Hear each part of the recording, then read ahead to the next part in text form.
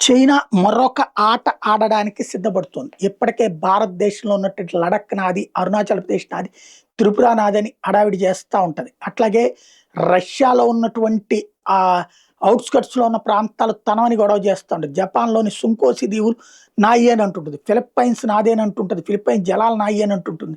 Taiwan నాదే అని అంటుంటుంది. సరే ఇవన్నీ ప్రతిఘటన, వ్యవస్థ, వ్యవహారం ఇదంతా నడుస్తుంది. తైవాన్నయితే రాబోయే 2 ఏళ్లలో ఆక్రమించుకోవడానికి సిద్ధపడుతుందన్నది కనబడుతుంది.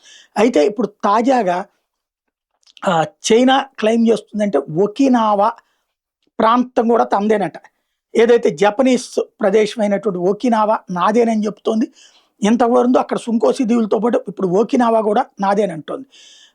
అంటే ప్రపంచంలోని ఇతర దేశాల భూభాగాలు నాదని చెప్పుకునేటటువంటి దాంట్లో అతి పెద్దదైనటువంటి చైనా ఎప్పుడో ఇవన్నీ స్వాధీనం చేసుకుంటాము, మావో జెడాంగ్‌కి ఇచ్చినటువంటి మాట అని చెప్తున్నటువంటి వేళ భవిష్యత్తులో మరి అన్ని దేశాలతో యుద్ధానికి ఏకకాలంలో దిగుతుందా చైనా అనేది చూడాలి.